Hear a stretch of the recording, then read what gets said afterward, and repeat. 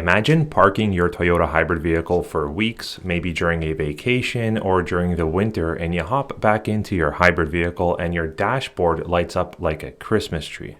Your hybrid system fails, your combustion engine barely runs, and you end up with a repair bill of thousands and thousands of dollars. Let's say you've already done all the other precautionary steps and measures to properly store or park your Toyota hybrid vehicle. For example, you didn't leave it in direct sun, you didn't leave it in extreme cold or extreme heat, you left it indoors, you maybe put a battery tender to your 12-volt battery system. You've done all of the above, but you still come back to your hybrid vehicle with issues, and you realize that it's nothing to do with anything mechanical, it's actually rodents. That's right, one of my viewers recently shared a story with me about how rodents nested within their parked Toyota hybrid vehicle, chewing through wires and triggering a complete hybrid system failure. Now, here's the interesting part. This is actually coming increasingly more common, and I'm going to break down exactly why in this video and what you can do to prevent this happening to you. Oh, and by the way, two things towards the end of the video. I'll talk about why this is increasingly common in later vehicles or later model vehicles, and specifically Toyota hybrid vehicles as well. And number two, if you like hybrid related content like this, feel free to grab yourself a free 50-page ebook guide in the description below that talks all about hybrid performance, efficiency, longevity, what to expect in terms of maintenance. And two, if you appreciate free content like this, consider subscribing to the Toyota World YouTube channel. Now, Toyota hybrid vehicles aren't the only isolated vehicle that are vulnerable to, rodent attacks like this. Actually, most modern day vehicles are.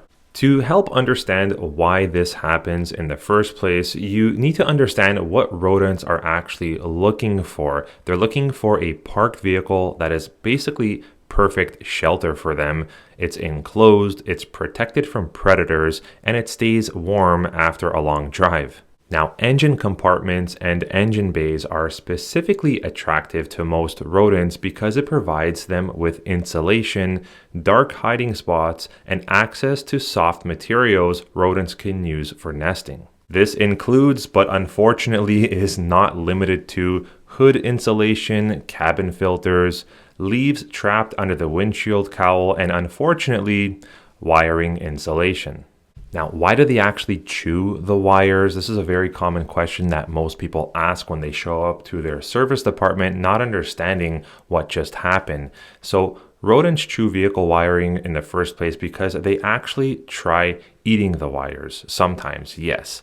But actually, rodents' teeth never stop growing. Rodents like mice, rats, squirrels, they have teeth that continuously grow throughout their entire lives. So if they don't consistently gnaw on hard materials, their teeth can actually overgrow and become dangerous or even fatal for them, depending on what kind of rodent we're talking about. So unfortunately for your vehicle, for your Toyota hybrid or whatever vehicle that may have had this issue in the past, chewing for rodents isn't really necessarily a habit. It's actually like a survival coping thing that they do on a regular basis. Why has this suddenly become a common issue and concern in modern day vehicles? Well, many automakers have moved toward more environmentally friendly wire insulation materials over the past few years. Some wiring is coated with soy-based or plant-based compounds. To be clear on this, not every automaker uses the same materials of wiring insulation,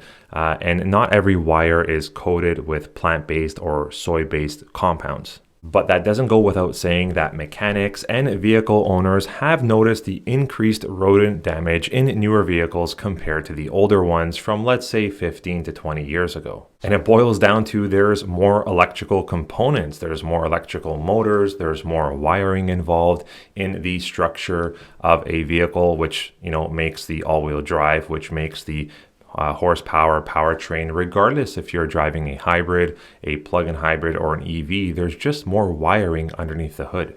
Let's talk about warmth, scents, and textures underneath the hood. Believe it or not, rodents are actually also attracted to the warmth and specifically the scent of an engine bay. After driving, the area stays warm for hours, and wiring insulation has a texture that's easy for them to gnaw on. And unfortunately, once one rodent starts to nest, scent trails can attract more rodents at the same area and at the same time. Now, as promised, why could hybrids be an easier target or a bigger target to infestations like this, rodents, squirrels, mice, etc.? Well, hybrid Toyotas, as you may already know, rely on extremely complex electrical communication systems, which means they have all kinds of variations of different wiring within the system and underneath the hood. And a tiny damaged wire can interrupt communication between major systems, causing, battery management issues, sensor issues, cooling system issues, safety system, hybrid control module concerns. So even a very small amount of chewing can trigger a massive warning light or even an immobilize of the vehicle. Now, this video is more of a proactive video because we're in the transition of time in terms of temperature. We're moving away from winter into spring and into summer, and that is when a lot of rodents start moving around and finding new nesting homes, etc. When we move from summer to fall into winter, same thing happens. So this is something that you guys can hopefully take to be proactive if you're leaving your vehicle parked or you consistently leave your vehicle parked for days, weeks, or months at a time, because many modern wiring harnesses can be incredibly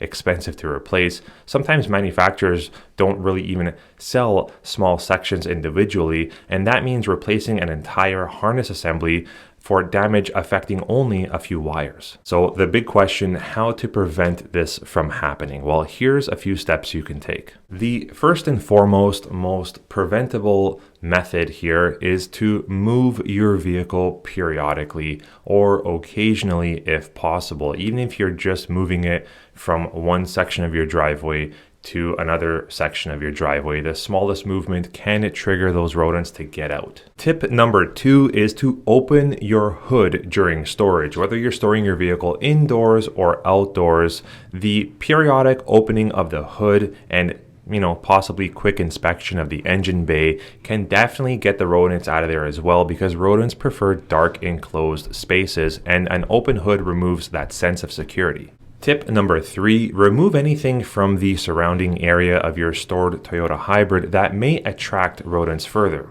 For example, avoid storing pet food, birdseed, garbage, or any animal feed near your parked Toyota hybrid vehicle, because those food sources can dramatically increase rodent activity nearby. Tip number 4 is to check your cowl area or your cabin filter before or during storage. One of the most common nesting areas is near the cabin filter. Leaves and debris collect there, creating the perfect nesting material for them. Tip number 5, if you want to take it to the next level, is a rodent deterrent tape. Some owners use rodent deterrent tapes designed for automotive wiring. These tapes often contain a certain compound, the same compound found in example like hot peppers. It won't stop every rodent, but it can help discourage chewing. Another drastic measure that you can take if you're really concerned is peppermint oil or ultrasonic devices. Peppermint oil and ultrasonic deterrents are controversial. Some people swear by them, others see little to no difference, but if you use them, think of them as additional layers of protection and not a guaranteed solution. Tip number 7 is potentially set up traps around the stored vehicle if you can't do things like periodically check it, move it, or pop the hood.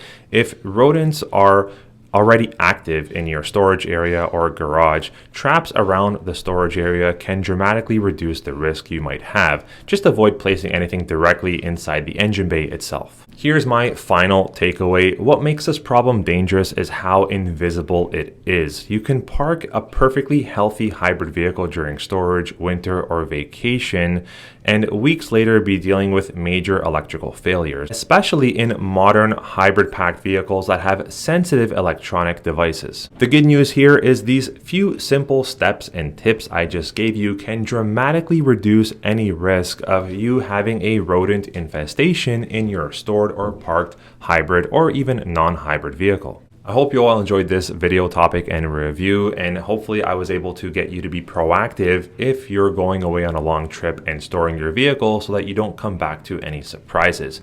We'll see you on the next video. Take care.